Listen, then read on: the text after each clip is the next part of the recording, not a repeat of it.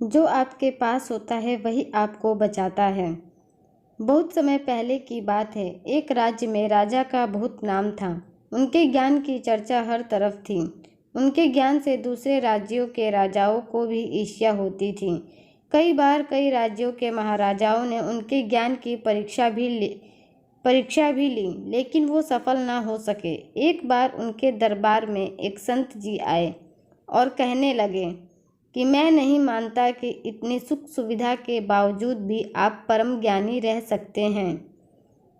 मैं भरोसा नहीं कर सकता कि इतने शत्रु, मित्र, मदिरापान, संपत्ति, राज्य, नाच गाना होने के बावजूद आपका ज्ञान अभी भी कायम होगा, क्योंकि हम जैसे संत घने जंगलों में रहे हैं, कपड़ों के अभाव में भी रहना पड़ा है, भूखे प्यासे रहे हैं, लकड़ी की छोटी कुटिया में रहे हैं, फिर भी संसार से छुटकारा नहीं मिल सका, तो आपको कैसे मिल जाएगा।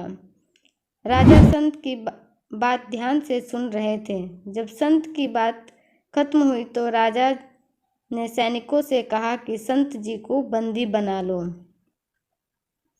राजा का ऐसा आदेश सुनते ही संत जी घबरा जाते हैं और कहते हैं कि आपके ज्ञान की चर्चा तो चारों दिशाओं में है, लेकिन आप भी साधारण राजा ही निकले। आप तो दयावान और करुणावान हैं, ऐसा मैंने सुना है, लेकिन आपसे मिलकर ऐसा बिल्कुल भी नहीं लगता है।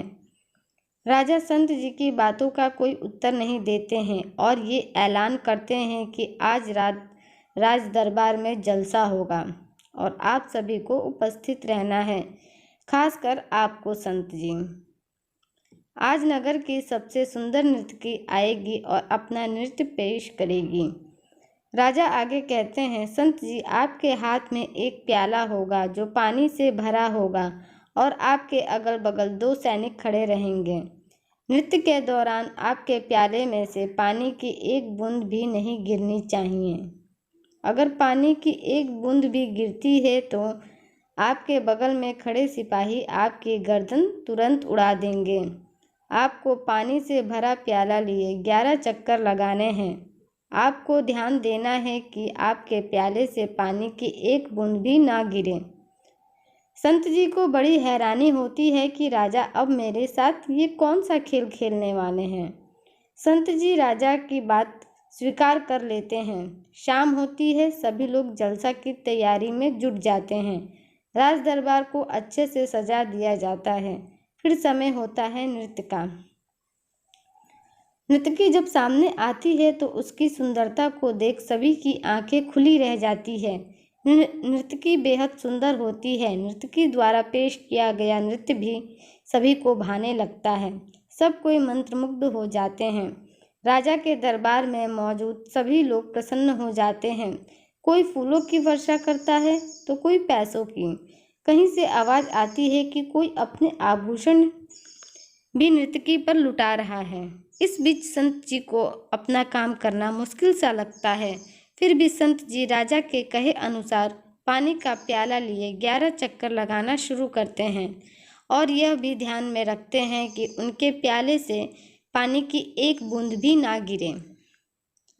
सभी राज दरबारी जलसा का आनंद लेने में व्यस्त थे, लेकिन संत जी बिना किसी की ओर ध्यान दिए अपना काम किए जा रहे थे। अंत में जब संत जी 11 चक्कर पूरे कर लेते हैं तो उनके चेहरे पर खुशी साफ झलकती है। तब जाकर संत जी की सांस में सांस आती है। राजा को जब पता चलता है कि संत जी ने पूरे चक्कर कर लिए हैं बिना पानी गिराए, तो उनको बुलाते हैं और कहते हैं, समझे कुछ संत जी। संत जी राजा की बात समझ नहीं पाते हैं और कहते हैं, मैं कुछ समझा नहीं हुजूर, आप क्या कहना चाहते हैं। राजा कहते हैं, जिसके पास कुछ संभालने के लिए होता है तो दुनिया उसके चारों तरफ घूमती है, लेकिन उसे कोई फर्क नहीं पड़ता। ठीक वैसे ही जैसे तुम्हारे पास पानी से भरा प्याला था, जिसे बचाने के लिए तुमने किसी की तरफ ध्यान नहीं दिया। तुम्हारे साथ खड़े सैनिक रस भरी बातें करते रहे, लेकिन तुमने अपना ध्यान भटकने नहीं दिया। यहाँ तक कि तुमने नर्तकी की तरफ भी आंख तक उठाकर नहीं देखा,